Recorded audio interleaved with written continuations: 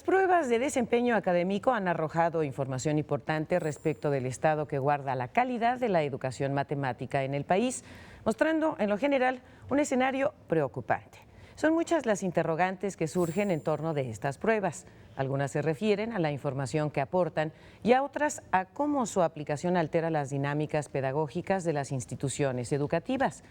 ¿Permiten estas pruebas conocer las causas del bajo o alto desempeño del alumnado? ¿Su aplicación beneficia las formas de enseñar y aprender las matemáticas? Al dar respuesta a estas preguntas, podremos afirmar que podemos con las matemáticas. Bienvenidos a este teleseminario. Para hablar de los criterios empleados en la elaboración de evaluaciones y los resultados de la práctica docente, tendremos expertos en el tema. Presentaremos otro ejemplo de los trabajos en video que se han realizado para apoyo a la enseñanza de las matemáticas. Tendremos frases célebres de grandes pensadores de la historia en nuestra sección Filosofía y Matemáticas. ¿Están presentes las matemáticas en nuestra dieta y nutrición? El espacio de los cuerpos geométricos comenzó a ser reconocido durante la época de la Grecia clásica. Nuevamente escucharemos la opinión de los niños y sus maestros sobre los exámenes y cómo sacar buenas calificaciones. Gracias por acompañarnos nuevamente en el teleseminario Podemos con las Matemáticas. El día de hoy hablaremos de la evaluación y la calificación en la enseñanza de matemáticas. Y para ello tenemos a tres especialistas en el tema que nos acompañan aquí en el estudio. Les doy la más cordial bienvenida. Muchísimas gracias por estar con nosotros. Y ellos son el maestro Andrés Eduardo Sánchez Moguel, licenciado en Psicología por la UNAM y maestro en Psicología también por la UNAM.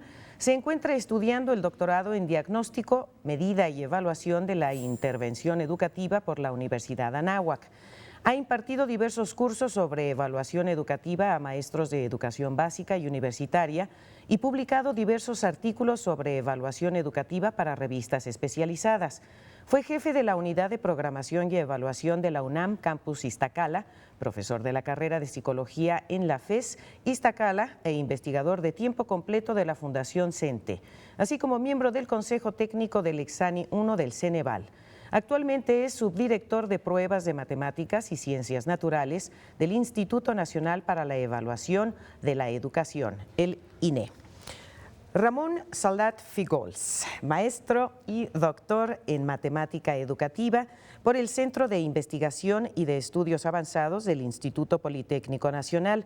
Se ha desempeñado como docente en el nivel medio superior y superior desde hace 35 años. Ha sido autor y articulista con temas de matemática educativa. Es miembro del Consejo Consultivo para la Revisión de los Programas de Secundaria. Fue director de la Escuela de Física y Matemáticas del Instituto Politécnico Nacional, en donde actualmente es investigador y docente. Eduardo Mancera Martínez, maestro y doctor en la especialidad de Matemática Educativa por el Centro de Investigación y Estudios Avanzados del Instituto Politécnico Nacional. Ha sido docente en el nivel básico, medio, superior y superior en diversas instituciones académicas, autor y coautor de libros de texto o artículos para la educación básica y diversos temas de educación y de la enseñanza de la matemática. Fue presidente de la Asociación Nacional de Profesores de Matemáticas, presidente fundador de Maestros Enseñando con Tecnología Avanzada y exvocal por México en el Comité Interamericano de Educación Matemática. Actualmente es vicepresidente del Comité Interamericano de Educación Matemática. Expertos en el sentido enorme de la palabra. Y bueno, vamos a empezar con el tema que nos ocupa el día de hoy y nos vamos con las preguntas. ¿Qué nos dicen en la actualidad las pruebas estandarizadas sobre lo que está pasando en la educación matemática en México? ¿Quién quiere iniciar? Si quieres, yo empiezo, Peggy. Bueno, hay una cosa que me parece fundamental para empezar esta charla. Es más o menos hablar de qué pruebas, cuáles son las pruebas que podríamos comentar. Yo creo que hay tres grandes ejercicios de evaluación que son, o podrían, o deberían ser conocidos por los profesores. Son el ejercicio que hace PISA, que compara los resultados de los diferentes países en varias áreas, entre ellas matemáticas, y los compara en términos no de conocimientos curriculares, sino en términos de conocimientos para la vida, digamos, o competencias para la vida, que es la única manera de estandarizar lo que se pregunta en muchos países distintos. Otra prueba que es muy conocida actualmente es la prueba enlace, que se aplica a los estudiantes de varios grados de primaria y secundaria. Y esta prueba tiene la intención de dar resultados exclusivamente por estudiante, alumno por alumno. Y este es nacional. Pero se aplica nacionalmente y eso obviamente que da una serie de datos que pues tienen que ser tomados en cuenta. Y la prueba SCALE, que hacemos en el INE, y que sirve para hacer un diagnóstico nacional. Al contrario que en la prueba enlace, no podemos dar resultados alumno por alumno, sino que hacemos al revés, damos resultados globales a nivel de todo el país o a nivel incluso estatal, pero no de escuelas ni de estudiantes. Y lo hacemos para alumnos de primaria, de secundaria y andamos trabajando en el preescolar. Son las 3 grandes pruebas que yo creo que tienen que ver con estos ejercicios nacionales de evaluación, ¿no? ¿Qué nos dicen estas pruebas estandarizadas, Eduardo? Bueno, yo creo que indican primero que algo anda mal. No sabemos exactamente qué es lo que está pasando, porque no solo son las pruebas que ha citado Andrés, ya desde hace mucho tiempo atrás se venían haciendo muchos ejercicios de encuestar qué sabían los estudiantes. Felipe Tirado hizo en los 80s varios estudios, Gilberto Guevara Niebla también hizo otros estudios, uno de ellos ese que salió publicado como México, un país de reprobados, que tanto escozor causó. Y se siguieron haciendo estudios hasta que se creó el INE. Y yo creo que fue una buena decisión porque alguien tenía que sistematizar todo lo que estaba ocurriendo. Ya se sabía que los alumnos no podían responder ciertas preguntas claves de conocimientos. Y ahora el reto es ver si se puede evaluar qué tan preparados está para enfrentarse a la vida, que es de hecho el propósito de la educación básica. En la educación básica se trata de formar individuos para que se integren bien a la sociedad. Y bueno, esto quiere decir que deben tener una serie de habilidades, de capacidades que les permita hacerlo. En el caso de las pruebas anteriores, se veía que había conocimientos básicos o que se suponían básicos que realmente no los estaban manejando los estudiantes. Pero aquí hay un problema también. Yo siento que casi todas las pruebas son como una hipótesis, porque parecería que la hipótesis que está por detrás es que están midiendo exactamente lo que se plantean. Y bueno, eso habría que checarlo, ¿no? Lo que sí, independientemente de eso, es que el asunto es que nos muestran que algo anda mal, que no estamos llegando a ciertos niveles y hay algo que hacer. No nos indican cómo mejorarlo, porque contrariamente al diagnóstico que se hace con el médico, con un mecánico, aquí lo único que sabemos es que hay zonas donde hay problemas, pero no sabemos de quién dependen, de los alumnos, de los maestros, de la organización escolar, de la cuestión de la cultura en el país, la política la política educativa, la estructura social. No sabemos de dónde vienen esos problemas, pero sí sabemos que algo anda mal. Y yo creo que eso es valioso, porque más que flagelarnos porque salimos mal, siempre a nadie le gusta salir mal en las pruebas, y cuando nuestros hijos o los hijos de nuestros amigos salen mal, uno piensa que algo le está ocurriendo, y no es cierto. Digo, es un valioso dato que nos permite planear hacia el futuro, y eso en ese sentido habría que tenerlo, ¿no? Y trabajar de manera colectiva, ¿verdad? Por supuesto, sí. Sociedad, padres de familia, maestros. Ramón, ¿tú quieres abundar al respecto? Sí, con mucho gusto, gracias. Yo, pienso que el tema de la evaluación es un tema particularmente importante en la educación matemática, pero también tenemos la necesidad de integrar conceptos diferentes. Estamos actualmente en una reforma de los programas de estudio que es muy importante, porque cambia nuestra concepción acerca de lo que debe ser la enseñanza de las matemáticas. Estamos en la reforma en una etapa, digamos, de alguna manera de incorporación con los cambios que ocurren a nivel internacional en los países desarrollados, y este cambio cambia también el concepto de la evaluación.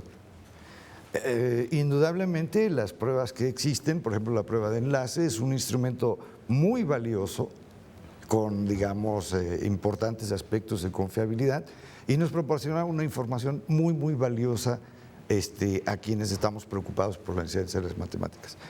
Pero también quizá un poco de algo lo que se ha dicho, es cuando ya ocurrió.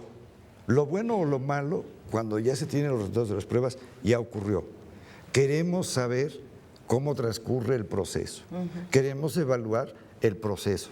Queremos ver qué ocurre en el aula con el profesor, con el alumno, cómo maneja el profesor la relación de autoridad con el alumno, cuál es la situación del alumno en el sentido de espontáneamente poder participar.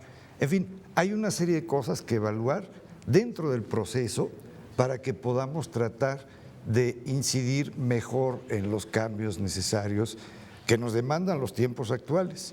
Entre ellos, lograr precisamente mejorar los índices en estas pruebas que nos miden resultados finales y que en ocasiones nos comparan también con otros países, ¿no? Podríamos decir entonces, de acuerdo a lo que ustedes acaban de mencionar, que estas pruebas ayudan a conocer el bajo o alto desempeño del alumnado, queda claro. Exactamente. Eso sí, de eso sí no hay duda al respecto. Yo ahí tengo dudas. Tú tienes dudas. Sí nos indican que algo está mal. No sabemos exactamente qué.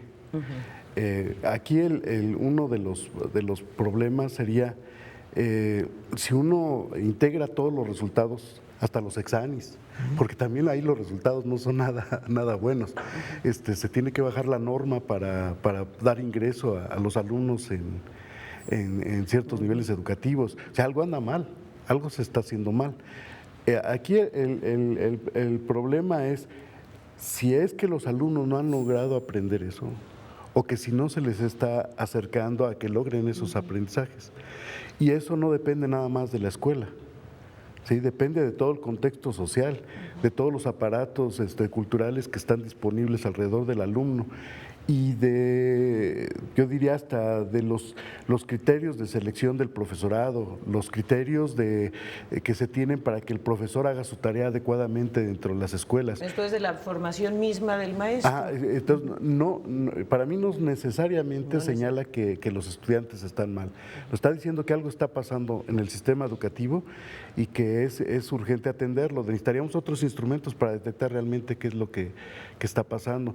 Yo creo que el esfuerzo que está haciendo con las evaluaciones que se están aplicando es muy importante porque genera una cultura de la evaluación que no se tenía en el país y que muchos países han ido incorporando fuertemente dentro de sus acciones educativas y culturales. Pero nos falta, yo creo, mucho por hacer para tener instrumentos que nos digan qué relación hay de esos resultados con otras cosas que están alrededor en el sector educativo, y eso me parece a mí fundamental, porque si no, no podemos dar remedio a las cosas, ¿no?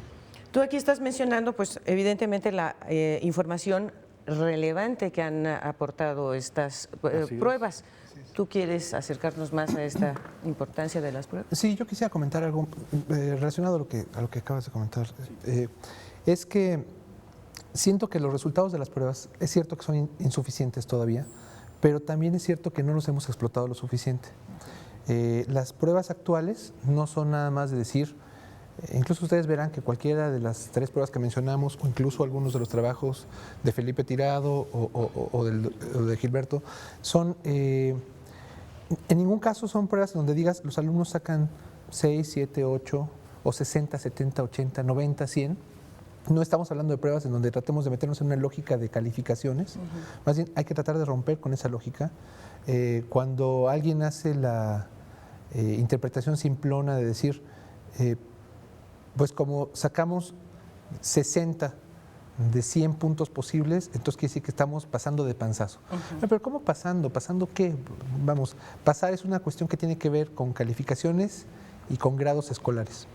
Cuando hablamos de la educación a nivel de un país o de un estado o de un sistema o de un subsistema, no se trata de pasar o no pasar, se trata de saber qué saben los niños y qué no saben, y también por qué saben esas cosas o por qué no saben lo que no saben. Tenemos bastantes datos al respecto que tendrían que ser trabajados con más cuidado y con más detalle en foros multidisciplinarios, viendo la información desgranada. Yo puedo poner un ejemplo que me gustaría, porque me está quemando los dedos, además casi literalmente. Los resultados que tenemos actualmente de pruebas de matemáticas y español en 6º de primaria y 3º de secundaria por parte del INE efectivamente tenemos niveles de logro de los que podríamos hablar, pero también tenemos, que son como puntuaciones, pero también tenemos un desglose que nos permite ver tema por tema de los temas curriculares, cuáles están aprendiendo mejor y cuáles están aprendiendo no tan bien y cuáles están aprendiendo francamente mal. En cuáles temas la mayor parte de los alumnos no tienen ni idea de qué está sucediendo. Hay una idea muy poderosa que llevará unos 70 u 80 años en la educación. La primera persona que conozco que la enunció es a Vygotsky, pero seguramente ha salido más veces, que es la de zonas de desarrollo próximo. Tenemos que, si un alumno sabe esto, vale la pena tratar de enseñarle las cosas que están cercanas a esto que sabe. No deberíamos de intentar enseñarles cosas que estén muy alejadas. Ramón comentaba hace un rato, cuando estábamos fuera del aire, que un alumno de repente se le pueden estar dando clases de cálculo y ni siquiera tiene conocimientos todavía de fracciones, por ejemplo, ¿no? Si hacemos eso, estamos perdiendo el tiempo. El alumno no comprende nada. En cambio, si sabemos por dónde anda el alumno, qué cosas ya se están dominando en un grupo de personas y qué cosas no son dominadas, pero están cerca de ser dominadas, podemos empezar por empujar esos conocimientos, empezar enseñando lo que está cerca de ser dominado, e ir extendiendo este círculo de conocimientos en vez de tratar de tirarle a lo que está más lejano, a lo más complicado, ¿no? Tú estás hablando obviamente de lo que es posible de mejorar. ¿Tú concuerdas con esto que acaba de mencionar Andrés, Ramón? Sí, claro que sí. Bueno, y también agregaría, digamos, que quizá una evaluación también un poco más también congruente, adicional, congruente, digamos, con el cambio que tiene hacia el constructivismo, la reforma, podría sernos de mucha utilidad. De hecho, pues quisiéramos saber, por ejemplo, qué tanto los profesores siguen las recomendaciones didácticas que están en los programas de estudio también. Es decir, a veces la evaluación no es nada más en el producto, en el estudiante, sino del programa, por ejemplo. Queremos, nosotros, por ejemplo, en el Consejo Técnico, en el Consejo Consultivo, estamos preocupados por el programa y lo que nos interesa evaluar es el programa. Claro, de alguna manera necesitamos evaluaciones de los alumnos como una forma, como un indicador, pero no es el único. Necesitamos evaluar el programa, necesitamos evaluar el proceso en el aula. Por ejemplo, personalmente doy un curso y llego con los alumnos y les digo, quiero un estilo pues de que ustedes participen, que hagan suyas las cosas, que resolvamos los problemas juntos. ¿Y qué es lo que pasa?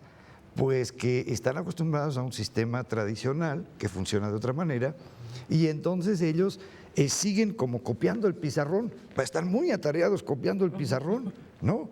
Y entonces, porque eso les han enseñado. La autoridad es el profesor y el alumno en la clase copia, escucha y va a aprender en esa trayectoria. Y entonces yo opté por decírselos directamente, ¿no?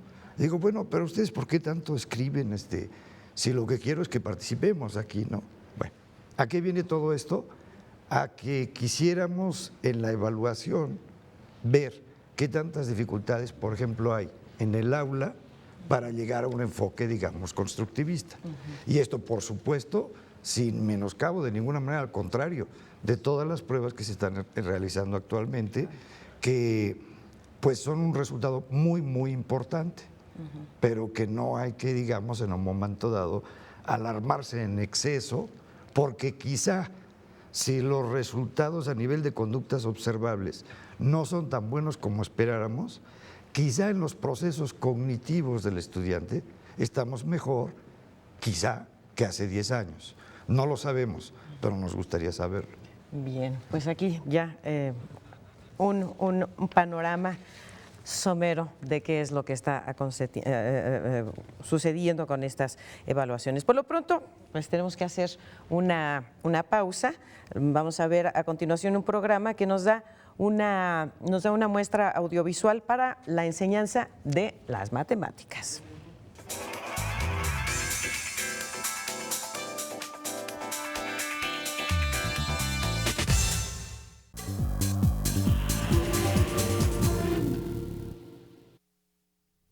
Núcleo 5. Introducción al álgebra. Sesión 103. Un factor desconocido.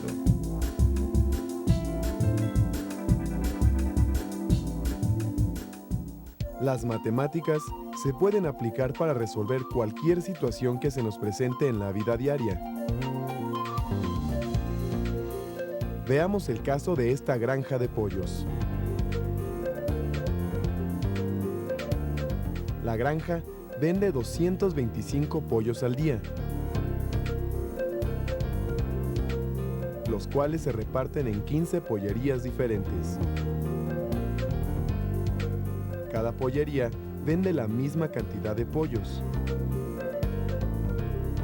¿Cuántos pollos vende cada pollería? Ahora tenemos que 225 pollos consumen 27,000 gramos de alimento al día. ¿Cuánto alimento consume un pollo? Para dar respuesta a estas preguntas, primero se ordenan los datos y posteriormente se resuelven las operaciones correspondientes. Pero, ¿cuál es la manera correcta de ordenar los datos? En el programa de hoy se explicará cómo resolver este tipo de problemas. Ecuación A por X igual a B. ¿Recuerdas cómo se resuelve este tipo de ecuaciones? En este caso, para despejar la incógnita hay que aplicar el inverso aditivo del número 3 a los dos miembros de la igualdad.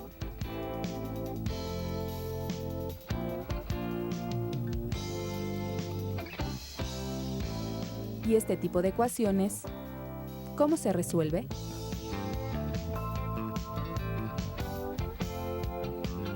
Se dice que este tipo de ecuación es de la forma A por X igual a B.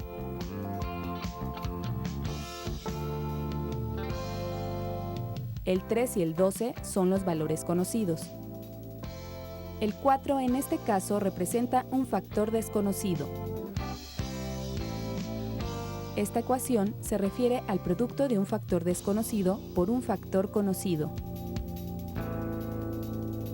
Para obtener el valor del factor desconocido, se divide el producto entre el factor conocido. Se divide 12 entre 3 y se obtiene 4. Para comprobar si el resultado es correcto, se realiza el producto de los factores. El resultado es correcto, ya que 3 por 4 es igual a 12.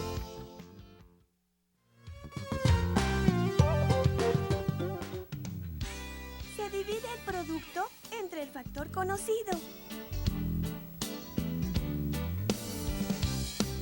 Aplica tus conocimientos y trata de resolver el siguiente problema. En una granja se venden diariamente 225 pollos, los cuales se venden en cantidades iguales a 15 pollerías. Entonces, ¿cuántos pollos se venden a cada pollería? Se necesita utilizar una ecuación de la forma A por X igual a B.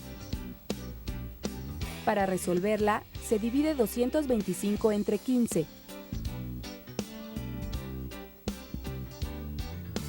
El resultado obtenido es 15. Para comprobar el resultado se sustituye el valor en la multiplicación.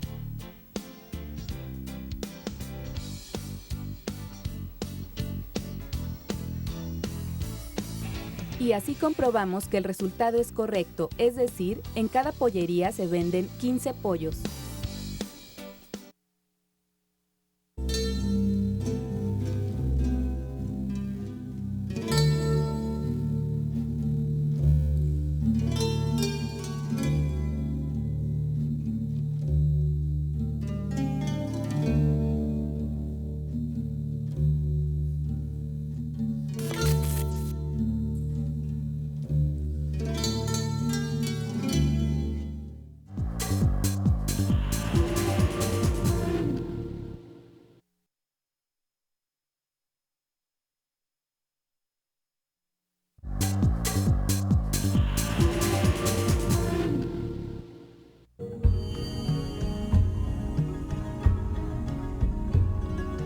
Hacia el año 300 a.C., Euclides recopiló, ordenó y argumentó los vastos conocimientos geométricos de Grecia en el tratado Los Elementos, constituido por 13 libros con proposiciones organizadas lógicamente demostrables.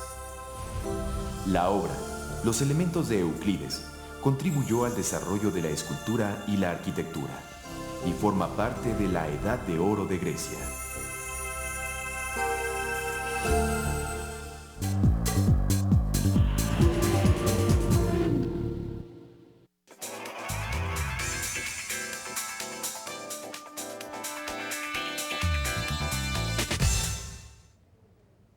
Gracias por seguir con nosotros aquí en el teleseminario Podemos con las Matemáticas. Les recuerdo que el tema del día de hoy es evaluación y calificación, y también recuerden que aparte de nuestros invitados aquí en el estudio, el doctor José Luis Cortina estará atendiendo sus llamados, sus comentarios. Y bueno, pues vamos a acercarnos al tema que nos toca en este momento, que es la validez y la confiabilidad. ¿Qué es lo que miden? Tú ya, Andrés, nos estabas acercando un poco a esta pregunta, que es ¿qué es lo que miden las pruebas estandarizadas en el caso de las matemáticas? Es muy importante que nos preguntemos sobre la calidad de las pruebas. Cuando hay un boom en la evaluación educativa, que es el caso en este momento, es posible que empiecen a salir un montón de ejercicios que tengan diferentes niveles de calidad. Algunos serán muy buenos, otros no tan buenos. Y tener alguna idea de la validez y de la confiabilidad de estos ejercicios viene muy bien. La validez es mucho más importante que la confiabilidad. Se refiere a si la prueba está midiendo lo que se pretende medir. Fíjense que cuando uno dice una prueba de matemáticas y otra prueba de matemáticas, no necesariamente estamos hablando de dos pruebas que midan lo mismo. Una puede medir, por ejemplo, la capacidad, digamos, innata de un individuo para matematizar las cosas, su habilidad todavía en semilla, su inteligencia matemática, por llamarle de alguna manera. Otra prueba puede estar midiendo sus conocimientos escolarizados puntuales, y otra su habilidad para aplicar esos conocimientos en situaciones de la vida real. En fin, puede haber muchas maneras de hacer una prueba de matemáticas. Debería ser obligado que cada prueba diga exactamente qué es lo que está pretendiendo medir y que ofrezca evidencias de que está midiendo eso. Le llamamos validez al hecho de que alguien ofrezca evidencias que demuestren que se está evaluando lo que se pretende evaluar. Por otra parte, le llamamos confiabilidad a el hecho de que la prueba tenga márgenes de error manejables, pequeños. Si hacemos la prueba a unos niños el día de hoy y esos niños resulta que el niño 1, 2 y 3 están muy altos y el niño 3, 4 y 5 están muy bajos, y volvemos a aplicar una prueba que supuestamente sea equivalente o la misma prueba el día de mañana y los resultados salen al revés, la prueba carece de confiabilidad totalmente. Los resultados podrían ser similares a los obtenibles por el azar, ¿no? Entonces, saber si una prueba tiene buenos niveles de confiabilidad y de validez nos ayuda a saber si vale la pena tomar en cuenta esos resultados o no. Y fíjate, Peggy, que dejé hace rato en el tintero una cuestión que muy rápidamente quiero comentar. Los resultados de las pruebas actualmente, al menos de las tres que estoy mencionando, PISA, Enlace, Scale, se pueden obtener de manera relativamente fácil en la red. Eso es una revolución importante, yo creo, porque significa que cualquier persona tiene acceso a esos resultados. Claro. Y cualquier persona puede hacer sus propios análisis que pueden o no estar de acuerdo con los que tengan otras personas u otros grupos de personas, ¿no? A mí me parecería muy importante que el boom de evaluación que se esté dando lleve a que los profesores se agrupen, vean los resultados, hagan seminarios de análisis, decidan primero qué pruebas les parecen interesantes, qué pruebas no les parecen tan interesantes. A partir de las que son interesantes, vean los resultados, ¿no? Y los comenten y saquen sus propias conclusiones, que no se atengan a las conclusiones de otros, ¿no? A este respecto, puede ser útil la página del Instituto Nacional para la Evaluación de la Educación, en donde están absolutamente todas las cosas que ha publicado el INE para descarga gratuita. Ya ves que ahora está de moda que pongan que quieres descargarlo, pero tienes que pagar tanto. Sí. No, eso no pasa en el INE al menos. Tampoco sucede en los resultados de Enlace. PISA, me parece que hay documentos que cobra, pero no me voy a meter ahí. Oye, Andrés, ¿y están las bases de datos? Es muy importante lo que estás diciendo, Eduardo. También están bases de datos, grupos de investigación que quieran manejar los datos desde el inicio, digamos, alumno por alumno, pero obviamente sin decir nombres de los alumnos, porque es lo que no nos interesa con las pruebas que estamos haciendo en el INE. Puede sacar sus propias conclusiones, sacar sus propios análisis, desglosar los grupos de alumnos como se prefiera. Ahí están también las bases de datos. ¿En Excel o en qué? La verdad es que están en varios formatos, están en muy SPSS, hay varias maneras de obtener los resultados. Si alguien ya nos podrá ilustrar posteriormente, Andrés, que tenemos listo nuestro videoconferenciante, ¿es así? Está listo. Y bueno, antes de continuar con la charla, aquí en el estudio nos va a acompañar en la videoconferencia el doctor Edwin Chávez Esquivel. Él es profesor e investigador de la Universidad Nacional y de la Escuela de Estadística de la Universidad de Costa Rica. Es director de la Escuela de Matemática de la Universidad Nacional, profesor de la Maestría en Política Económica del Centro de Investigaciones en Política Económica y de la Maestría en Salud Reproductiva de la Universidad de Costa Rica, consultor internacional en estadística y demografía. Cuenta con amplia experiencia en el campo de la enseñanza de las matemáticas y en educación estadística. Además, ha realizado varios estudios demográficos de medio ambiente y aplicaciones matemáticas. Muy buen día tenga usted, maestro. Adelante, por favor. Muchas gracias. Primero agradecerles por poder participar en este programa y felicitarlos en realidad por discutir esta temática que en realidad es de mucha relevancia, no solo para México, sino para todos los países. Pues los he escuchado, me alegra mucho. Un saludo a todos en el panel principal y pues espero que podamos colaborar en lo que podamos desde acá. Gracias. Maestro, ¿quiere usted hacer algún comentario acerca de lo que ha estado escuchando con nuestros invitados aquí en el estudio? Claro que sí. En primer lugar, lamentable, pero coincidimos en muchos de los problemas de la educación matemática, que de por sí ya sabemos que en América Latina hay serios problemas. Particularmente me ha interesado mucho lo que son el tema relacionado con lo que son las pruebas en el país, me refiero a Costa Rica propiamente. Las pruebas estandarizadas se realizaron muchos años atrás, hasta el año 1973. Vino una decadencia de la educación matemática en el país y en 1988 se volvieron a instaurar, pensando que iba a ser la panacea y que con eso íbamos a remediar el problema de la educación matemática. A raíz de eso, pues se crearon muchas expectativas a nivel universitario, pensando que el estudiante que nos iba a llevar iba a tener la formación tal de que pues íbamos a poder enseñar matemática de una manera muy simple. Pero desafortunadamente no ha sido así y nos hemos encontrado con serios problemas, incluso que han tendido a tipificar los procesos de enseñanza. Los educadores, debido a que los resultados de las pruebas en nuestro país tienen un carácter vinculante, de manera que el estudiante que no tiene cierta nota en esas pruebas estandarizadas, pues no puede continuar sus estudios y esto le da un carácter terminal, ha traído el problema de que entonces los educadores y el proceso educativo en sí, pues camina mucho hacia lo que son las pruebas. Un educador se concentra propiamente en la temática y en el tipo de ejercicios que van, y el estudiante se está convirtiendo en un resolutor de ejercicios mecánicos, muchas veces con el mínimo conocimiento matemático que hay detrás y que lo sustenta.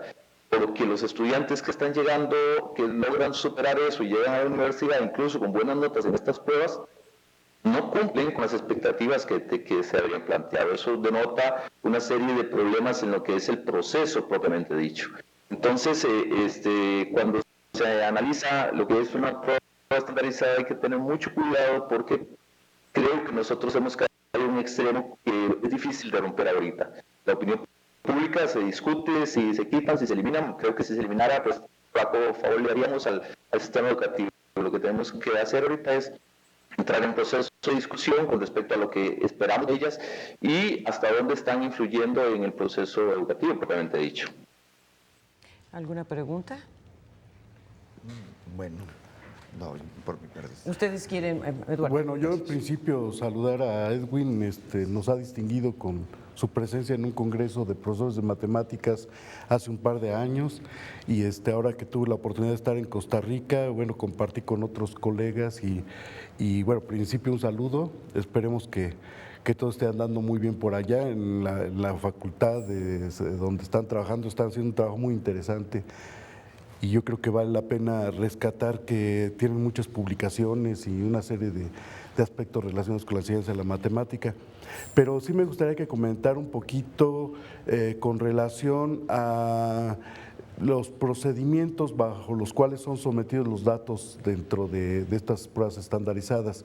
Es decir, qué tipo de procedimientos son los más usuales para analizarlos. Seguramente son con métodos estadísticos, ¿no? Y sí me gustaría conocer un poquito las tendencias que ellos tienen acá. Conozco un poco las del INE, porque he estado un poco de metiche por muchas partes, pero y me consta la calidad de lo que están desarrollando en el INE. Y además el esfuerzo que han hecho para incorporar nuevos elementos más de análisis multivariado y otras cosas que no tal vez es de lo que Andrés se refiere, que hay cosas todavía que no se han sacado mucho provecho, porque esos datos dan para muchísimo, ¿no? Y el reporte inmediato obliga a irse a la parte más central, más focal del asunto, ¿no? Entonces me gustaría un poco ver cómo manejan ellos las bases de datos allá en Costa Rica. Adelante, maestro.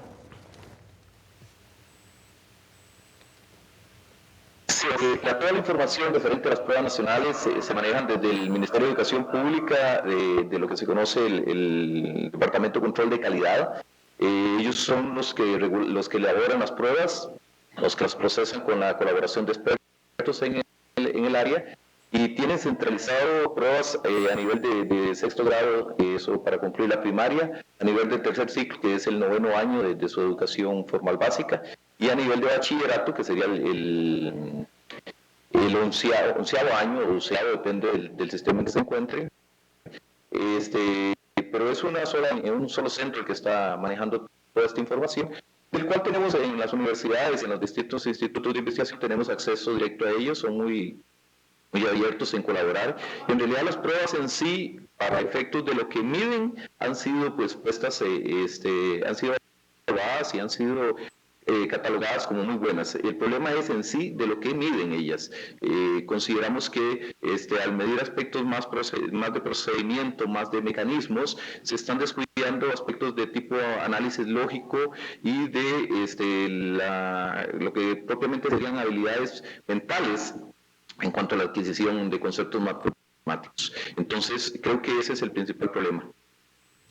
Muy bien, muchísimas gracias, maestro. Y bueno, también ya con lo que está mencionando, que no quiero que se nos quede por ahí fuera, finalmente, ¿qué tipo de destrezas matemáticas son los que están midiendo estas evaluaciones? ¿Qué calidad tienen las mismas? Bueno, en realidad, pues miden diferentes capacidades que son necesarias habilidades, digamos, en matemáticas que son necesarias en el estudiante, en la vida, para aplicar las matemáticas a problemas reales y también para continuar sus estudios posteriormente. Digamos, yo accedí pues a una de las pruebas, realmente leí todos los reactivos que ahí estaban, y me di cuenta pues que tenían una gran variedad de habilidades distintas que se evalúan, que pueden ir desde la traducción de un enunciado en lenguaje verbal a enunciado matemático, hasta pues la simple evaluación de un polinomio. Pero de hecho en la documentación está muy bien porque tiene unos cuadros, normalmente los documentos, donde especifican el nivel de dificultad de cada reactivo y la temática que toca del plan de estudios. Entonces, digamos, es muy vasto, va desde las partes operativas hasta partes más conceptuales, ¿no?, de la matemática. Desde luego, la parte, digamos, de procesos cognitivos es más difícil porque son pruebas que se aplican en gran escala y por lo tanto pues lo conveniente es, por ejemplo, que sean por incisos. Entonces ahí no podemos, digamos, ver las etapas de desarrollo del pensamiento que está en un momento dado siguiendo el alumno para resolver el problema, ¿no? Ese tipo de habilidades o destrezas pues no se pueden valorar, digamos, en la prueba. Pero en general tiene una buena gama de posibilidades que sabría que tiene uno que leerlas todas, pero es lo que realmente el propio programa de estudios pide, ¿no? Y va desde la construcción de figuras geométricas, traducción de enunciados, en fin, hay una serie de cosas. Quizá también habría que decir, perdón, voy a ser muy breve, es un poco perfectible, ¿no? Es decir, no vamos a decir que todo está perfecto, vamos a decir que es un gran trabajo de mucha calidad, excelente, y que se reconoce. Pero bueno, también pues hay algunas cosas que son perfectibles. Por ejemplo, no vi yo en alguna parte que hubiera mucho énfasis en la traducción de unas formas de representación de conocimiento matemático a otras, excepto quizá un poco por lo que dije de traducción del lenguaje, y en un reactivo por ahí que habla de la ecuación de una recta y que tiene que interpretar la pendiente a lo mejor. Y por ahí tiene un reactivo que me di cuenta yo que tiene una balanza, es el número 62 de la prueba de tercer año, y tiene una balanza. Y entonces tiene 3 ecuaciones y dice cuál representa la situación de la balanza.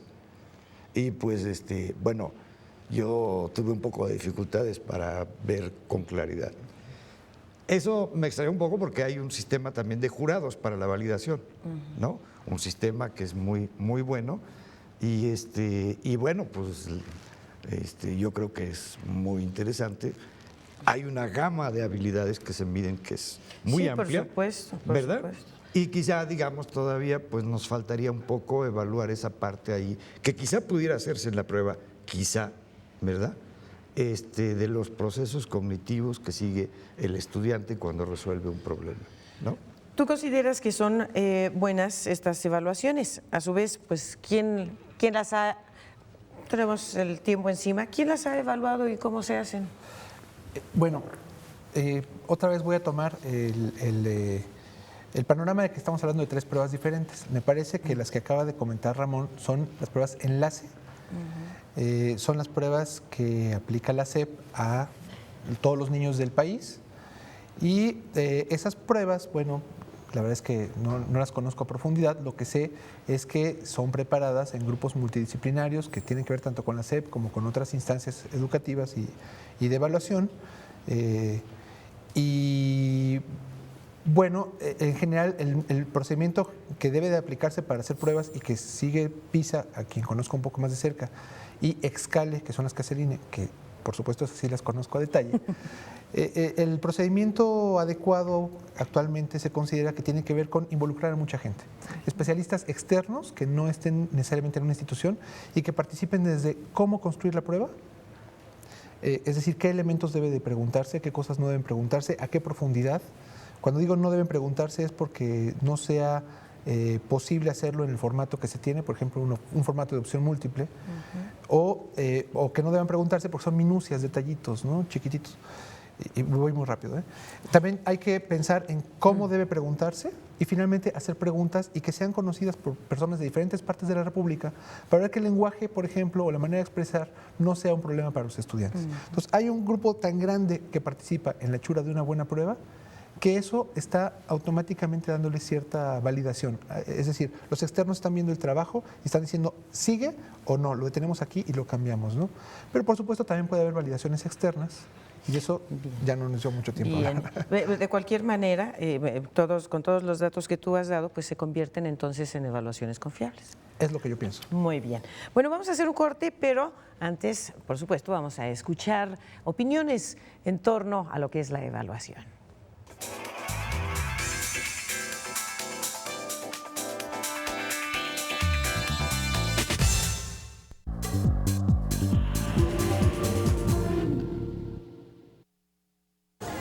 Porque te hacen pensar más y eso a mucha gente no le gusta. Los niños no prestan la debida atención y por eso es que no lo entienden. El problema de las matemáticas es que basta tan solo signo, un número o cualquier detallito para que el resultado esté mal. Solo es un repaso de todo lo que has visto. Claro, si no pones atención, se te complica el examen. Porque hay problemas que son un poco complicados, pero yo creo que si aprendes a razonarlos, como ya dije antes, es sencillo, no es muy complicado. Tienen muchas variantes o muchos problemas un poco complicados. Pues yo procuro tener una evaluación continua y de ser posible, si es por lo menos cada tercer día, la realizo. De alguna manera se puede decir que si graduamos las actividades puede ser fácil, sin embargo hay aspectos que van más allá de lo que uno considera. Al inicio debemos hacer una planificación en la cual estipulamos criterios de evaluación. El examen ya no es factible, ya no nos da un resultado concreto. Se le está pidiendo al alumno un margen de error mínimo. Bueno, se presentan estos bajos niveles por el miedo tal vez a la materia. Se ha ido dando históricamente como una materia difícil. Cuando llegan a resolver exámenes en donde básicamente hay problemas que resolver, los alumnos se encuentran es un obstáculo para ellos porque no saben analizar, no saben reflexionar, no saben cómo aplicar lo que saben a la vida o a la vida real. Los alumnos solo ven a las matemáticas y el examen como una manera de pasar, de sacar una calificación en el grado. No lo ven como algo que trascienda en su vida. Los factores sociales es un factor indiscutible para que el desarrollo de las matemáticas y el aprendizaje se lleve a cabo. Yo creo que el maestro debe mostrar un conocimiento que sepa motivar al alumno y que los alumnos pongan interés también de su parte. Los maestros tienen un enfoque muy poco creativo, muy poco didáctico. Enfocan su clase al discurso tradicional. Vygotsky nos habla que el aprendizaje es mucho mejor cuando el alumno llega a una zona del desarrollo próximo, cuando las personas están maduras. En la evaluación, más que en los procedimientos, debemos centrarnos en los procesos que está llevando a cabo el alumno para llegar a la solución de problemas. Considero que para evaluar el aprendizaje de los alumnos es conveniente tener conocimiento de que se han cumplido las metas planteadas en el currículum.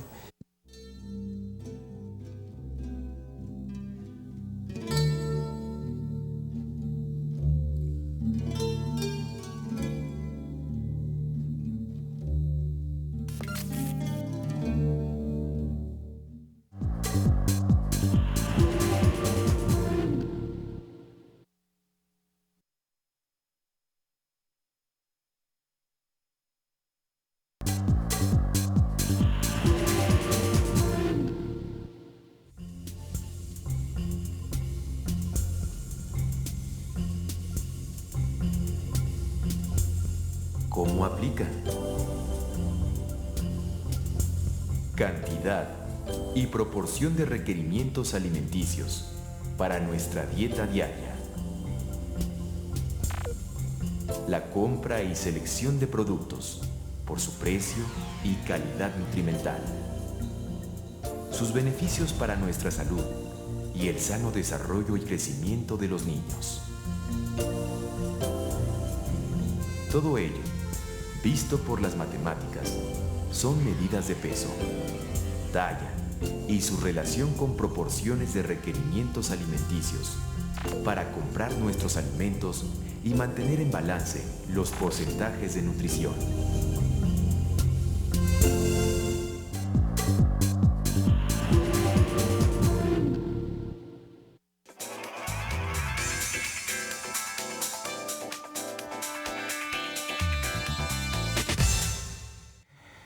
Muchísimas gracias por su participación. Ya tenemos muchas llamadas. Samuel Vega de Tamaulipas.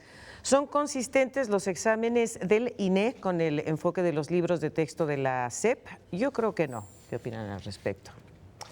Yo comentaría muy rápidamente que las pruebas del INE están fabricadas a partir del currículum. Son apegadas al currículum y el procedimiento que seguimos hace que 3 grupos diferentes de expertos independientes, externos al INE, vean con mucho cuidado que sea de esa manera. Y les puedo asegurar que no hay nada que preguntemos en las pruebas Scale que no esté en el currículum, puede o no estar en los libros, pero lo más probable es que sí estén, la mayor parte de los conocimientos. No, pero a ver, hay que distinguir una cosa. Un procedimiento hecho sobre ciertos supuestos es correcto o no si se apega a los supuestos, si es coherente con eso, pero puede haber otro enfoque para hacer las cosas. Entonces, si lo que hace el INE se juzga desde otra perspectiva, pues evidentemente se van a encontrar inmediatamente problemas. Lo que hay que ver es si lo que está haciendo el INE primero tiene una coherencia interna y bueno, después ver si se puede completar o enriquecer con otras perspectivas, ¿no? Porque hay un problema en la interpretación de los programas y en lo que se conoce de lo que hacen los maestros, tienen muchos problemas para decidir qué es lo que tienen que hacer con determinado contenido. Entonces, el acercamiento que puede hacer el INE puede ser el que haga otro maestro, son totalmente diferentes. Todavía falta un poco de trabajo en esa parte, pero el aspecto técnico, una vez determinado un enfoque, ¿se realiza o no coherentemente? Yo creo que sí. Muy bien. Zairoy del Río, de la Universidad ISEL, pregunta, ¿cuál sería la manera más óptima para evaluar a los niños de las comunidades indígenas?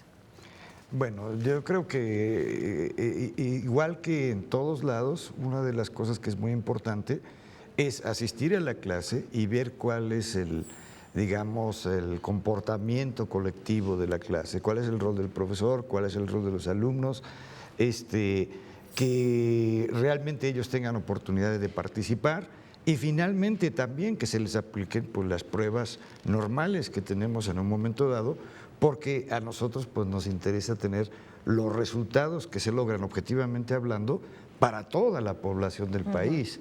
Y en ese sentido, pues todos deben quedar incluidos en esta. Es una manera de incluir todos los grupos sociales, que es lo que realmente pues, es importante. Sí, que es lo el desarrollo tiene que ser para todos, ¿no? Entonces, que tú mencionas lo que ya nos hace Patricia Chávez, licenciada en Pedagogía, que cuáles son los criterios para evaluar las diferentes poblaciones como la rural, la urbana, la estatal e indígena. Sí. Sin embargo, creo que hay un problema que lo manejó muy bien, me parece, Teresinha Núñez Carrajer, en un librito que se vende en siglo XXI, que se llama algo así como 10 en la vida, 0 en la escuela, y donde muestra que niños en situación de marginal en la calle pueden realizar operaciones y resolver problemas muy complicados, y sin embargo cuando se trata de formalizar en la escuela no lo pueden hacer. Eso sucede en las comunidades indígenas porque muchas veces ellos cuentan, por ejemplo, en sistemas numéricos que no tienen base 10, entonces pueden resolver el problema en la situación comunitaria, pero cuando están en la escuela y tienen que pensar en una base que no manejan cotidianamente, pues tienen un fracaso total. Entonces, todavía falta mucho trabajo en esa parte. De acuerdo. Verónica, sí, querías comentar algo al respecto. No, es correcto, yo creo que sí es importante el punto de vista, estoy de acuerdo. Verónica Jiménez Sánchez, también del ISEL, ¿qué se evalúa en matemáticas, el procedimiento o el resultado? Otra vez voy a hablar de PISA y voy a hablar de Scale. En PISA se pone un problema que es un problema amplio, no debe ser resuelto a partir de decir la respuesta es esta, sino que el problema tiene varias fases y se va evaluando pues qué tanto se desempeña el chamaco con varias fases del problema. Hay uno que es muy conocido y que dice, si tú y tus vecinos se reúnen para poner un foco para alumbrar el parque público, porque si no está muy peligroso en las noches, ¿dónde deberían de colocar el foco? Y te sale un poco cómo es el parque. En la medida en que uno es capaz de advertir que el foco va a dar una luz que se va a distribuir hacia todos lados a la misma distancia, es decir, en forma de un círculo, y empieza a ver de qué manera hacemos que el círculo cubra la mayor cantidad posible de parque, empieza a matematizarse el asunto. Y entonces algo que parece muy cotidiano y en donde no me están dando las figuras geométricas, pero sí me están dando elementos para que yo lo convierta todo en algo geométrico, varias fases se ven para resolver cómo están tratando de resolver el problema y cómo arriban a una solución. Muy bien. ¿No? En Scale suceden cosas similares, pero ahí tenemos que hacerlo a partir de diferentes preguntas, algunas que tratan de ver cómo lo resolverías y otras que sí solicitan un resultado, ¿no? Pero bueno, además técnicamente es muy difícil de hacer eso exhaustivamente. Es decir, hacer el seguimiento del proceso mental para la resolución y comprobar que en efecto ese se dio, requeriría un examen muy largo. Por supuesto, hay muchas áreas que hay que optimizar. Pero es que no es en general. O sea, no, claro. una cosa son los objetivos de las pruebas que pretenden medir resultados en poblaciones grandes, y otra cosa es la evaluación que realiza, por ejemplo, el profesor en el aula, que está de acuerdo a la normatividad o a las sugerencias de los programas. En esas evaluaciones, obviamente sí, el profesor puede tener la hoja del alumno y ver exactamente todos los pasos que siguió.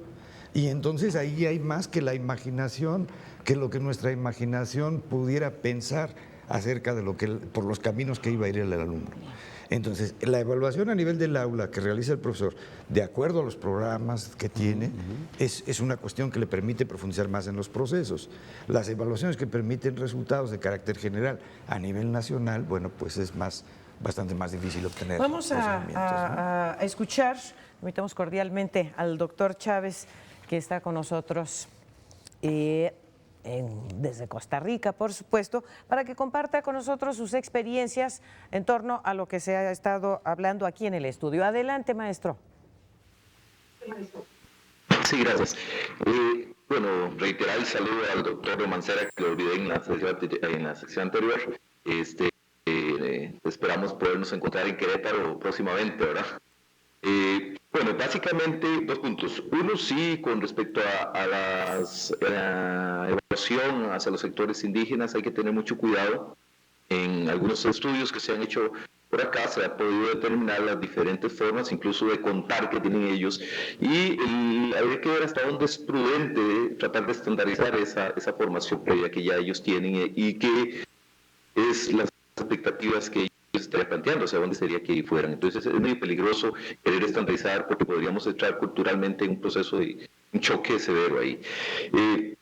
Con respecto a lo que es la evaluación, pues, yo no quiero dejar pasar que evaluar es muchísimo más que llevar a aplicar simplemente una prueba estandarizada, que es en muchos casos lo que cae el docente de matemáticas particularmente.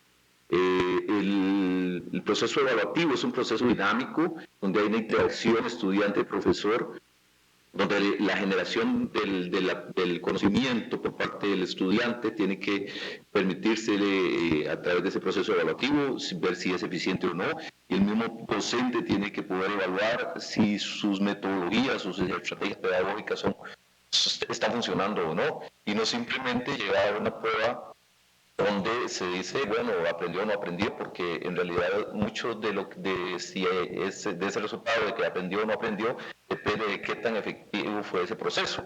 Yo quería hablar un poquito de algunas investigaciones que hemos estado realizando últimamente para ver la consistencia entre la propuesta curricular que se ha mencionado acá con respecto a lo que es la realidad de aula y por ende la docente. De pruebas que hemos podido establecer, en realidad se ha podido determinar que el docente de matemática propiamente incluso desconoce muchos aspectos de la fundamentación teórica de la propuesta curricular. Ni la formación como profesional, ni los procesos de capacitación o actualización que debería dar las instituciones y que en realidad se dan muy poco, le han permitido apoderarse propiamente de la propuesta curricular y por ende de lo que los procesos evaluativos implicarían. Y entonces una inconsistencia de ese tipo provoca que a la postre los procesos educativos no sean coherentes y el aprendizaje del estudiante desde el punto de vista conceptual pues no se logre. Tenemos resultados de estudiantes, de profesores que manifiestan que no conocen propiamente los objetivos básicos por los cuales se enseña una determinada área de la matemática. No conocen tampoco cómo vincular las diferentes áreas. O sea, ese es un problema muy serio, porque al final, si nosotros analizamos de lo que es el proceso de transposición didáctica desde el punto de vista de Echevarrar,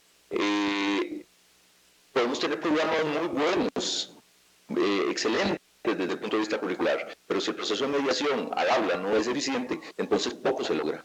Entonces, en realidad yo creo que el sistema tiene que verse como un todo y la evaluación es parte del proceso integrado dentro de ese todo. Es un proceso completamente dinámico y no criminal como muchas veces se le tiende a ver. Muy bien, muchísimas gracias, maestro. Nosotros aquí en el estudio vamos a continuar con las inquietudes. en torno a este tema. Minerva Negrete pregunta qué forma o método es mejor para tener una buena evaluación de la enseñanza matemática. A mí me gustaría contestar porque lo voy a ligar con un comentario que se me estaba quedando a partir de lo que decía Ramón y que me parece que, aunque él lo dijo muy bien, hay que enfatizarlo. La evaluación, sea de las matemáticas o de cualquier otra cuestión escolar, empieza con el profesor de aula que conoce al niño a lo largo de su desempeño de un año y que no hay persona que pueda decirnos más del desempeño escolar de ese niño que ese profesor. Si una evaluación externa, aunque sea internacional y hecha por los grupos más reputados, dice cosas diferentes a las que el profesor observa cada día en su aula, debe de desechar esas cosas y hacerle caso a lo que él se da cuenta de que sucede, porque él tiene la información de primera mano. Las evaluaciones de gran escala sirven como complemento y deberían de darnos un panorama, digamos, de gran angular. Es como poder tener una vista aérea de la ciudad y decir, mira, ya veo dónde está esto, dónde está aquello, a grandes rasgos. Pero si lo que quieres es ver tu casa y saber cómo pintar la puerta, tómale una foto a la puerta de tu casa, de cerquita. Es otra evaluación totalmente diferente. La idea es que las evaluaciones sean armónicas, se vayan complementando y podamos tener una idea más sensata a partir de ver lo micro y lo macro, ¿no? Muy bien. Erika, perdón, adelante. Bueno, sí. A nivel del profesor, quizá la mejor, nada más un comentario, la mejor manera de evaluar es primero pensar en uno mismo como profesor, qué tan observador es de lo que ocurre en el alumno. Esa es una cosa muy importante, porque a veces el profesor, por estar acostumbrado a un sistema tradicional, pues no se da cuenta de qué piensa el alumno en un momento dado, qué inquietudes tiene, hasta qué punto él está captando un concepto o de qué modo lo está captando. Porque uno mismo como profesor, quizá por falta de práctica a veces, no es sensible a ciertas cosas del alumno. Entonces uno tiene que hacer un poco un análisis de uno mismo, ¿no? Dónde se quedó uno un poco. Erika Ortiz Nieto pregunta si hay congruencia entre el enfoque de las matemáticas y su enseñanza. Bueno, no sé en qué sentido lo esté planteando porque yo creo que todo maestro y todo planeador busca esa congruencia. Es difícil pensar que se levanta en las mañanas pensando que lo va a hacer mal. Es difícil pensar que va a hacer una cosa que de entrada sabe que no es correcta. El problema de la congruencia tiene que ver con muchas cosas. Por ejemplo, un mismo programa, un desarrollo temático puede ser visto desde varias perspectivas y aparentemente están haciendo lo mismo. Me ha tocado, por ejemplo, con maestros en un trabajo que estábamos haciendo sobre enseñanza de resolución, vía la resolución de problemas, que un maestro excelente les comunicó a otros 5 compañeros de él cómo daba la clase, cómo entraba. El maestro es un fenómeno. Los demás lo replicaron. Y lo que fue éxito para él, los otros fue un fracaso. O sea, yo coincido con lo que decía Andrés, el maestro es el que más está cerca de los alumnos, más sabe lo que está pasando, ¿no? Y en todo caso, la congruencia se busca desde diferentes perspectivas. Lo que sí es cierto es que si, por ejemplo, el INE fija un objetivo para la prueba, uno tiene que leerlo en términos de lo que se fijó y no en términos de lo que yo espero que haga. Porque si ellos están planteando en un momento ver respuestas de cierto tipo y lo fijan en sus supuestos y en los criterios de análisis, etcétera, pues no, me puede no gustar, pero yo tengo que verlo en esa dirección. No puedo plantearme, es que me hubiera gustado que se hiciera esta cosa. Pues sí, pero son otras cosas, es como rehacer el trabajo en otra dirección. Y eso implica que todos los resultados que se vean, pues se les pueda sacar buen provecho, ¿no? En el caso de los planes y programas es lo mismo. Hay estudios donde se ha trabajado con maestros que siguen, su mente está en seguir el programa, se preparan para seguir el programa y sin embargo lo que desarrollan en clase son otras cosas. Entonces uno piensa que puede haber una descoordinación. No, es que hay una sola serie de cuestiones que se meten en el ambiente de la escuela, la misma formación del maestro, sus preferencias en relación al manejo de contenidos, una serie de cosas que no están consideradas, ¿no? Y yo creo que es muy importante. Alba Thompson hizo un estudio en los 80s donde trabajaba con 3 maestras con concepciones de la matemática diferente y trabajando los mismos temas ellas hacían cosas muy dispersas. Entonces uno podría pensar que unas no eran congruentes con los objetivos, pero no es cierto eso, ¿no? Sí, además que ahí hay algo también muy importante. O sea, ciertamente esta información de qué tanto en la práctica docente realmente se está apegando al programa es algo muy importante, porque si no, cuando evaluamos los resultados, no sabemos si es respecto a ese programa o con respecto a otro o al azar. Entonces, en general, no nada más en educación, sino en toda la actividad humana es muy importante darse cuenta si lo que decimos que tenemos planeado y que estamos realizando, o que decimos que estamos realizando, es así. Porque si realmente a nivel educativo, en los diferentes planteles y en diferentes partes, no se sigue el programa, pues entonces no sabemos qué estamos evaluando. Entonces sí es importante tener esa información, y ese quizá es una muy buena pregunta en cuanto a que nos señala la necesidad de tener información, incluso estadística, pues, en esa temática. Sí, es en algo en lo que no se ha avanzado todavía. Sí, que es bueno. Bien. Angélica Gutiérrez, ¿cuáles de las pruebas de evaluación es la que nos brinda una estadística fidedigna del nivel educativo en nuestro país? Depende de qué quiera saber. Siempre es así. Si usted quiere, fíjese, un profesor muy querido de evaluación, don Arturo de la Orden, tenía un ejemplo muy clarito para entender este asunto de la evaluación. Dice que le decían, oiga, ¿cómo está su mujer? Y él decía, ¿comparada con quién? Sí. ¿No? Depende con qué estemos comparando, una evaluación nos dice una cosa u otra. Los estudios internacionales nos hablan de comparación con países. ¿Esos países tienen condiciones similares al nuestro?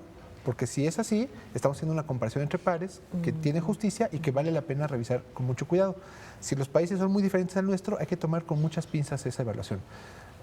La evaluación que hace el Instituto Nacional para la Evaluación de la Educación, comparamos contra el currículum. Lo que vemos es qué tanto el conocimiento curricular se está adquiriendo, en qué proporciones de la población y qué tanto nos está adquiriendo. En esos términos, para esa comparación es válida.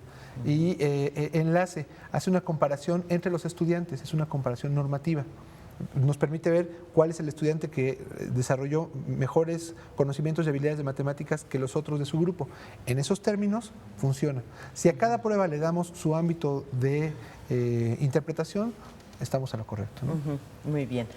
La siguiente pregunta, ¿qué recomendaciones pueden hacer ustedes a partir de su experiencia para que los maestros realicen mejores evaluaciones en el salón de clases? Es que aquí Andrés lo mencionó hace rato y hay que tener muy claro. Una cosa es el papel de la evaluación y otra cosa es la calificación, la certificación de algo. Muchas veces se está pensando en la calificación que se le va a poner y por eso se piensa en que mejorar o empeorar. La evaluación nos da elementos para decir cómo vamos, ¿sí? Y bueno, hay una escala y se fijan bloques y entonces están ubicados unos en un bloque, etcétera. Pero eso lo único que nos da es información que debemos de usar para mejorar las cosas. Cuando uno está pensando en la calificación es otro asunto diferente. Corresponde más bien a un propósito de gestión escolar, de administración escolar, más que a tratar de ser sensible a cómo van los estudiantes. El maestro constantemente está haciendo eso, o sea, se da cuenta de si le entendieron o no en clase, no necesita aplicar un examen. ¿Sí? A veces aplica exámenes o las mismas tareas le dan elementos de evaluación para ir modificando su clase, es decir, él supone que dio bien su clase, entonces tiene que checar que de alguna manera se entendieron cosas, entonces les deja una tarea, les hace preguntas y con eso va acercándose más a los propósitos educativos. Entonces aquí el problema es que tenemos que estar pensando en evaluaciones, no tanto en la parte de tener la certeza de que lo que yo estoy pensando es justamente el nivel que tiene el niño, porque además eso cambia mucho. Hay fenómenos muy chistosos. En la primaria, por ejemplo, los niños antes de las vacaciones de diciembre, pues están dándole a la lectura y algunos padres de familia están medio desesperados porque los niños no leen. Regresan de las vacaciones de diciembre y los niños ya empiezan a leer muy bien, porque hay fenómenos de maduración que no se pueden ver claramente en estos instrumentos. Entonces, bueno, pues lo que uno necesita de alguna manera es tener herramientas también para poder interpretar estos resultados que se están dando en las pruebas, ¿no? Muy bien. El doctor Chávez quiere hacer unos comentarios, nos da gusto su participación. Adelante, por favor. doctor Mancera, básicamente en que la actividad en el aula es crucial y los procesos que realiza el educador al lado de los estudiantes es completamente vinculante con lo que es el proceso en sí, con los logros que se pueden obtener. Yo siento que en eso hay que insistir en cuanto a lo que son propiamente el trabajo nuestro desde los institutos de investigación o desde las mismas universidades, en valorar un poquito más el trabajo, medir un poquito más o acercarse un poquito más al docente para acompañarle en esos procesos, para ver qué es lo que está pasando ahí en el aula. De las experiencias que hemos podido llevar a cabo, damos cuenta que el profesor tiene serios problemas para enfrentar la problemática en sí. Duda mucho incluso en si el proceso evaluativo que está llevando a cabo es eficiente o no, pero sin embargo lo aplica y a la postre tiene una conclusión con respecto a lo que el estudiante pues adquirió o no, y no se toma un proceso remedial que le permita a él decir lo que estoy haciendo es bueno o no, sino que lo que está haciendo el estudiante es bueno o no. Entonces mide al estudiante pero no se mide él, y eso es lo que hemos podido observar y que reiterativamente cae en el mismo error. Y no es culpa propiamente del docente en sí, sino es culpa del proceso que le limita. Hay que pensar, no sé el caso de México, pero en el caso nuestro y en el caso de algunos países de Centroamérica, donde el docente de matemática tiene 400 estudiantes divididos en grupos de 40. Entonces ni siquiera los nombres puede aprenderse. Entonces es muy difícil que él pueda llevar un proceso evaluativo formativo y tiende más al aspecto sumativo. Deja de lado pues muy parcialmente con respecto a lo que la propuesta curricular decía. Esos son elementos que se han podido detectar y que en realidad merecen prestarles atención porque en todo esto el más afectado es el estudiante. Muy bien, muchísimas gracias y continuamos con las preguntas aquí en el estudio. ¿Cuáles son las ramas, los ejes que necesito cubrir para formarme y eficientar la práctica docente en beneficio de mis alumnos? Luis Antero. Bueno, yo considero que viendo la reforma que hay de los planes y programas, una buena idea es primero leer bien la documentación de los programas de estudio y luego ahí hay referencias bibliográficas específicas, lecturas que efectivamente, bueno, yo hasta donde he visto me parecen muy recomendables y es un buen punto de partida, ¿no? Ese es un buen punto de partida. La otra quizá también es pues ver los cursos de actualización y capacitación quizá por ejemplo en la página de la Secretaría de Educación Pública que se deben ofrecer regularmente y que son posibilidades para ellos. Pero la manera yo creo que más importante es ver primero los planes y programas de estudio, la bibliografía que recomiendan ahí y tener una buena lectura de esa. Aunque pues hay lecturas, pues por ejemplo, como libros acerca del autor Vygotsky, ¿no? Que es un grande en la educación, que es algo que por supuesto conviene leer. Y de investigaciones en matemática educativa, diversas revistas que hay, pues son lecturas que también son interesantes. Algunas pueden estar en internet, otras se publican físicamente, ¿no? Entonces, es como todo en la vida, hay que buscar, ¿no? Y quizá la primera dirección es la bibliografía de los programas de estudio, ¿no? Por ejemplo, es un buen punto de comienzo. Aparte, yo creo que una cosa que tiene que hacer el maestro es aprender a escuchar a sus alumnos, porque los alumnos nos enseñan muchas cosas, y lo digo porque lo he vivido. En un estudio que se hizo ya hace algunos años, se encontró, por ejemplo, que el maestro en servicio está muy alejado del pensamiento del estudiante. Por ejemplo, para resolver un problema muy sencillo, tradicional en los cursos de secundaria, el maestro emplea álgebra y herramienta muy pesada. El maestro que está en formación en la normal superior hace dibujitos y empieza a pensar relaciones para sin necesidad de llegar a la abstracción. Y el niño lo puede resolver con un razonamiento muy simple, sin ni siquiera simbolizar, lo dice oralmente. Entonces, si el maestro no escucha a los estudiantes, se pierde esa parte de la película que es muy buena. Pero además el maestro tiene que revisar la historia de las matemáticas, no en el sentido de saber si Euler tuvo muchos hijos a pesar de ser casi ciego, no como anécdota, sino ver qué es lo que hacían, porque la posición del maestro es cómo le enseña un contenido a alguien que no lo sabe. Bueno, la historia nos muestra cómo lo hicieron algunos para poder desarrollarlo. Entonces, en la historia hay rastros de muchas cosas que el maestro puede emplear y desafortunadamente no se explotan mucho esas dos partes. Claro. ¿Sí? Que es la parte humana, por supuesto, de cómo acercarse al estudiante. Tenemos una pregunta más antes de irnos a las conclusiones. Si este tipo de pruebas estandarizadas deberían de ser una política de Estado para mejorar la calidad de la enseñanza de las matemáticas en nuestro país. Mi punto de vista es que sí. Si nosotros no sabemos qué es lo que está mal, no podemos corregirlo. Si nosotros no sabemos qué es lo que está bien, no podemos aprovecharlo y despegar a partir de ello. Yo creo que la evaluación no es más que tener los ojos de un sistema. Estemos hablando de un sistema educativo o estemos hablando de un sistema de cualquier otro tipo. Si no tenemos una evaluación de qué es lo que ocurre en ese sistema, es un sistema ciego. Comentaba Ramón hace rato los cursos que están disponibles, ¿no?, para que el profesor se apoye en ellos. Si estos cursos se basan en los datos sensatos que haya en evaluaciones, seguramente vamos a tener cursos que apuntan hacia lo fundamental, hacia lo que está necesitando mejorarse. Si los cursos son una ocurrencia de alguien que dice, pues a mí me gusta mucho la geometría, vamos a dar curso de geometría, pero porque se le ocurrió, porque le gustó, pues obviamente que los cursos no serían los más adecuados, ¿no? Entonces, la evaluación viene a ser una especie de mecanismo de retroalimentación del sistema que si no se tiene, no permite mejorar. Bueno, yo, en mi criterio, las evaluaciones no ayudan a mejorar nada. Dan elementos para decir, cuidado, hay cosas por aquí que hay que tomar en cuenta.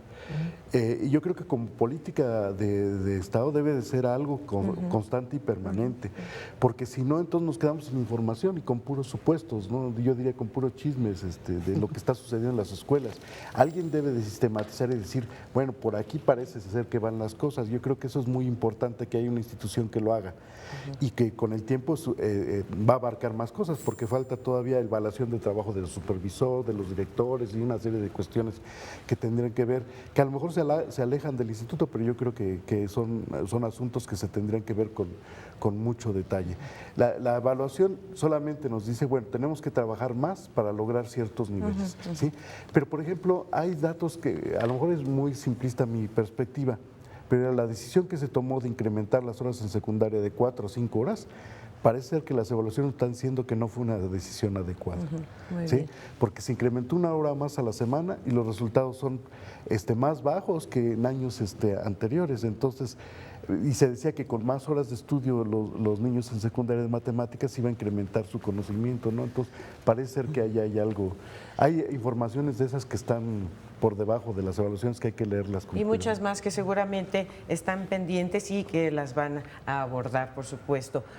Vamos a acercarnos ya a las conclusiones. Invitamos al doctor Chávez, quien nos acompaña desde Costa Rica. Sus conclusiones alrededor de este tema que se tocó el día de hoy, doctor. Adelante, por favor. Por favor. Sí, primero agradecerles nuevamente la posibilidad de poder participar con ustedes. Básicamente, respecto propiamente a lo que son las pruebas estandarizadas, creo que son importantes, son un parámetro que determinan si hay problemas o no, pero no nos permiten determinar cuáles son esos problemas. Creo que se debe hacer un análisis claro de lo que son las políticas educativas propiamente dichas y lo que, vuelvo a insistir, lo que es la consistencia interna de esas políticas con respecto a la propuesta y la realidad de aula. Yo creo que si no tenemos coherencia entre los procesos de transposición de los distintos elementos que deben guiar el proceso, muy poco se va a hacer. Y la prueba, insisto, tiene esa propiedad de permitirnos valorar un poquito, de compararnos, pero más que eso no le veo la ganancia sino simplemente que nos ayude a repensar todo nuestro quehacer. Muchas gracias, y yo creo que es un tema que no se agota, es un tema que definitivamente pues tendrá que seguir en discusión, y esperamos que juntos podamos llegar a establecer estrategias que nos permitan resolver los principales problemas que la educación matemática tiene en nuestro contexto latinoamericano. Muchas gracias y mucho gusto. Muy bien, muchísimas gracias, doctor Chávez, por su participación. Y aquí en el estudio ya el tiempo se nos vino encima, por supuesto, breve conclusión al respecto del tema abordado este día. Yo creo que la evaluación a nivel global es algo muy importante que nos permite tener una idea de cómo está funcionando la enseñanza de las matemáticas. Quizá también pues hay que decir que hay que fortalecer una evaluación un poco más de lo que pasa en el salón de clases, y también un poco de evaluación en cuanto a qué está pasando, si realmente se están cumpliendo los programas en el aula o no es así, ¿no? Entonces esas serían, digamos, 3 conclusiones muy breves, ¿no? Muy Muchas bien. gracias. Maestro. Yo voy a retomar las palabras de Uratán de Ambrosio, que es el padre del programa de investigación en etnomatemática, que en una mesa redonda tratando el tema decía, a mí las evaluaciones me gustaría que se enfocaran más hacia ver si el niño es feliz en la escuela, si se divierte en la escuela, si realmente lo hacemos crecer como individuo y lo preparamos para el desarrollo de valores positivos para la sociedad, más que en relación a los contenidos que está manejando. Muy bien, muchísimas gracias, Andrés. Pues ante lo que dice Eduardo, francamente, Desarmado. casi nada que decir. Algo muy rápido que quiero comentar es que las evaluaciones actualmente, desde mi punto de vista, no nos pueden decir si estamos mejor o peor que hace 10 años, que hace 5 años. Necesitamos evaluaciones que puedan compararse a lo largo del tiempo. Apenas están empezando a construir ese tipo de evaluaciones en nuestro país. Tienen que cubrir cierta cantidad de requisitos muy estrictos para poder decir a lo largo del tiempo está así la cosa. Estamos caminando hacia allá y espero que pronto todo el mundo esté interesado en hacer análisis profundos que puedan ser útiles en el aula. Si al final no impactamos al aula, no estamos haciendo nada. Muy bien, muchísimas gracias. Y bueno, pues ya nos vamos a todos aquellos que todavía tuvieron pendientes inquietudes, serán contestadas en el foro, por supuesto, y a ustedes por su participación, y también los invitamos cordialmente a continuar con este teleseminario el día de mañana. El tema es investigación e innovaciones en la enseñanza de las matemáticas. Por su atención, muchísimas gracias. Que tengan buen día. Gracias a ustedes. Gracias.